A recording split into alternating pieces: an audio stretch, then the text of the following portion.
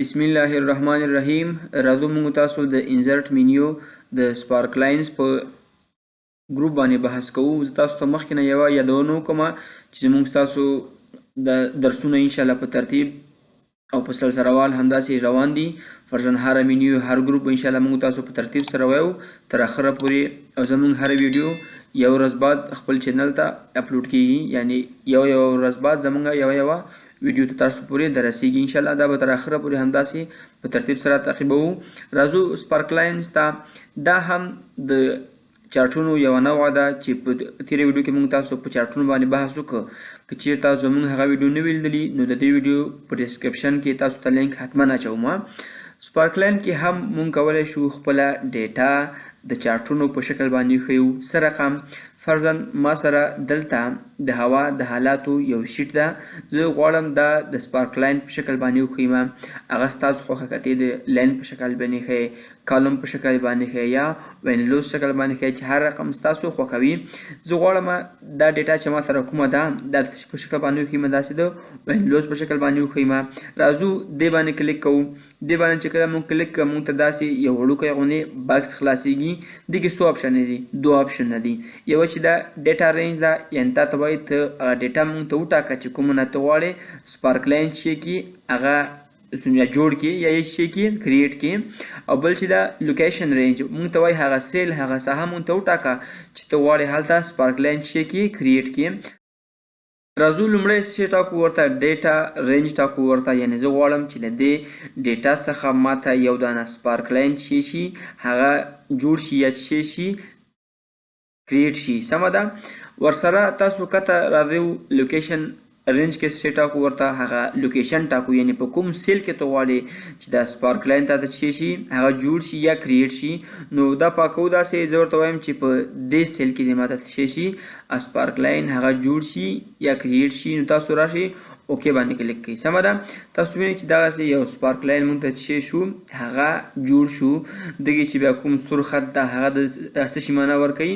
د منفي معنا ورکوي. هغه درجې چې هغه شی دي منفي دي هغه په سور خط باندې ښودلي دي.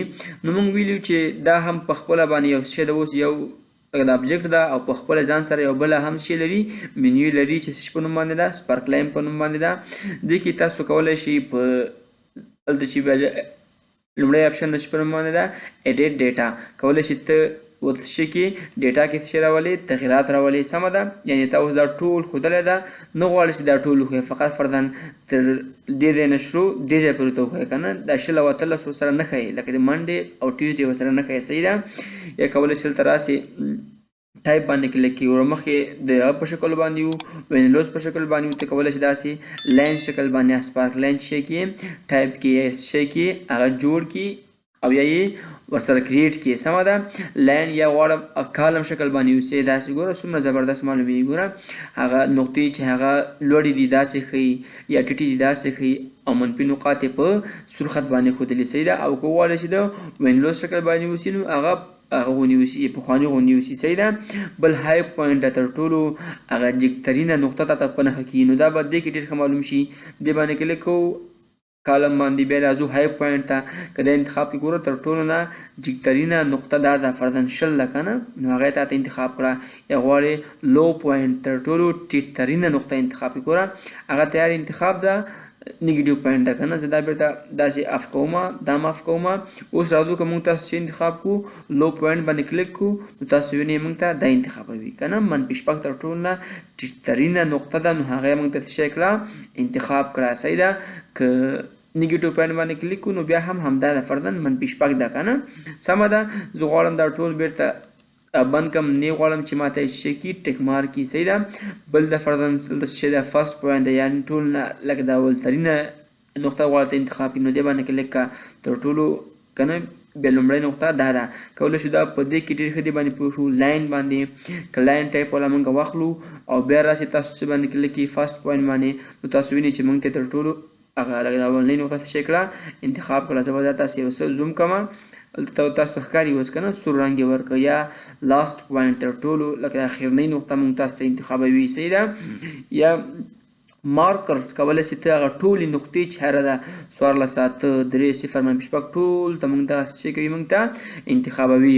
راځو سټایل ته. سټایل نه ته کولی شي د دې نقطو یا د ټول چارټ نوع ته څه کې تبدیله کړي. غواړم په دې شکل باندې اوسو. ګوره شین شو او هغه لاینونه چې کوم لکه د نقطې سره وصل کړي دي هغه څه شو تور رنګ یې واخیستی. تاسو راشئ دې باندې انتخاب کوئ. مختلف قسمه دلته شته سټایلونه شته، غواړئ دې شکل باندې وغواړئ یا په دې شکل باندې چې هر نوع ستاسو خوښه وي هغه دلته تاسو کولی شئ څه کې انتخاب کړئ. راځو سپارکلاین کلر ته. سپارکلاین په خپله دغه هغه دي دغه شنه هغه وینئ لینونه د کومې د نقطې چې منځ کې سره وصل کړي دي د په خپله څه ده سپارکلاین دي. صحیح ده. ولې د دې کلر ته څه کې چینج کړي نو راسئ سپارکلاین کلر باندې کلیک کړئ. زه غواړم دا رنګ دې په سور رنګ واوسي، دا خط دې په سور رنګ واوسي. داسې راسئ دې باندې کلیک کړئ ریډ. صحیح ده. یا غواړئ د سپارکلاین هغه زیات کړي ضخامت یې زیات کړي ویډ نو راسئ دې باندې ویډ باندې کلیک کړه. زه غواړم چې دومره ضخامت یې وشي. ګوره هغه ضخامت څه شو زیات شو. سمه ده. یا مارکر کلر باندې کلیک کړئ. دغه مارکر چې کوم دی د نقطې چې کوم دی غواړي د دې کلر چینج کړي نو څه کوئ مارکر کلر ته راځئ. هلته بیا څو اپشنونه دي. غواړئ د کومې نقطې هغه بدل کړي نیګیټیو پوینټ د منفي نقطې رنګ بدل کړي چې هغه منفي 6 وکنه دې باندې کلیک کوم. هو فرضاً زه غواړم تاسې یو رنګ ورکړم چې هغه معلوم چې فرضاً تور رنګ ورکوم. صحیح ده. ګوره نیګیټیو پوینټ تور رنګ واخیسته. صحیح ده. زه بل اپشن ته فرضاً مارکر غواړئ ټولې دغه کومې چې دي نقطې یعنې په عمومي ډول ټول باندې رنګ یې تبدیل کړي. زه وایم زیړ رنګ دې واخلي. ګوره زیړ رنګ ټول واخیسته بغیر ګوره دا چې وانخیسته دغه دا او دې دا درې نقطه دا بیا فرست پوینټ او لاست پوینټ او نیگیټیو پوینټ ده ښه ځکه دا وانخیسته. نو کله راسي تاسو بل اپشن وي های پوینټ کنه تر ټولو جګترین نقطه هغې رنګ که ځان ته کې فرضاً زه غواړم هغې ته داسې یو رنګ ورکړم های پوینټ ته تاسو وینئ تر ټولو جګه نقطه ده هغې داسې رنګ واخیسته. صحیح ده. او که راسي بل فرضاً لو پوینټ تر ټولو ټیټترینه نقطه چې منفي 6 وه که نه که د هغې رنګ چینج کړي فرضاً زه غواړم چې هغې ته داسې یو رنګ ورکړو چې هغه واضح معلوم شي. فرضاً زه غواړم دا رنګ ورکړم. صحیح ده. دا ګوره هلته یې واخیسته. صحیح ده. همدا رقم فرست پوینټ نه معلومیږي ځکه چې هغه رنګونه تقریبا سره یو شی دي. فرست پوینټ چینج فرضاً زه غواړم فرست پوینټ ته دا ورکړم. صحیح ده.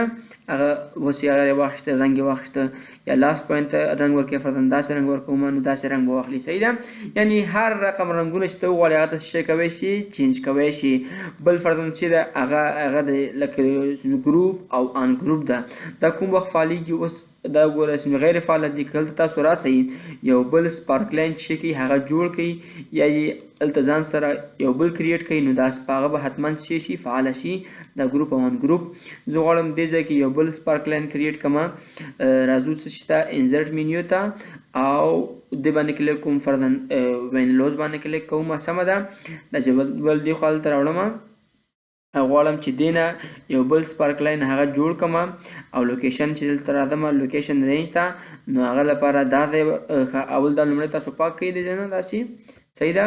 بیا لوکیشن ته راسئ لوکیشن رینج کې کلیک کړئ او په دې سیل باندې کلیک کړئ او سره اوکې کړئ. تاسو وینئ چې موږ سره یو بل سپارکلاین هم کریټ شو. اوس که راسئ سپارکلاین ګروپ ته سپارکلاین مینیو ته او دې باندې هم کلیک کړئ او کنټرول بټن مو سره ونیسئ په دې سیل باندې هم کلیک کړئ. تاسو وینئ چې د ګروپ اپشن موږ سره فعاله شو. صحیح ده.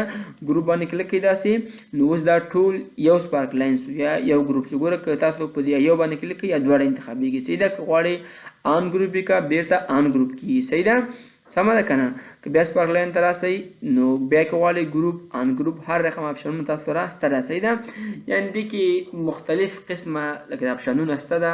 کولی شئ تاسو هم خپل ځان سره دا تکرار کړئ او مثالونه پکې حل کړئ. یعنې د دې هغه دا ده خلاصه سمري دا ده چې د سپارکلاین مینیو د لکه د انزرټ مینیو او سپارکلاین کوم کې چې لکه د ګروپ ده د دې په واسطه هم موږ کولی شو خپله ډیټا د څه شي په شکل باندې ښیو هغه چارټونو په شکل باندې ښیو چې هغه چارټونو ته دوی د سپارکلاین نوم ورکړی ده. انشاءالله په بله ویډیو کې موږ تاسو فلټر او لینک باندې بحث کوو.